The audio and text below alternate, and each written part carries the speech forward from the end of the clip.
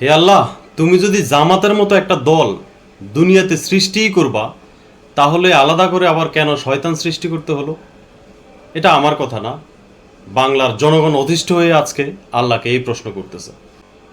আজ সাতক্ষীরা 4 আসনের জামাতের এমপি গাজী নজরুল ইসলাম সম্ভবত মাহিয়া বা মাহি এই ধরনের বা মরিয়ম নামের একটি কম বয়সী তরুণী মেয়েকে নিয়ে হোটেলে ধরা খেয়েছেন।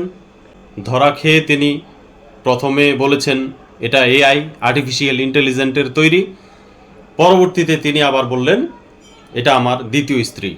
ওই মামুনুল হকের যে ঘটনা, একই রকম। কিরে রাজাকারের বাচ্চারা, আল শামস, আল বদর, দেশদ্রোহী, 71 বিরোধী, লাল সবুজ বিরোধী, বাংলাদেশ বিরোধী, যুদ্ধাপরাধী, আওয়ামী লীগ বিরোধী তোদের ইমাম কুষ্টিয়া 3 আসনের এমপি আমির হামজা বলেছিল আল্লাহ যদি জান্নাত দেয়া শুরু করে তাহলে সাতক্ষীরা দিয়েই দেয়া নাকি শুরু করবে। তোদের বড় বড় কথা শুনতে শুনতে আজ বাংলার জনগণ অতিষ্ঠ। তোরা এসব বন্ধ কর, নেত্রী আসছে ডিসেম্বরের মধ্যেই। জয় বাংলা, জয় বঙ্গবন্ধু, জয় হোক শেখ হাসিনার।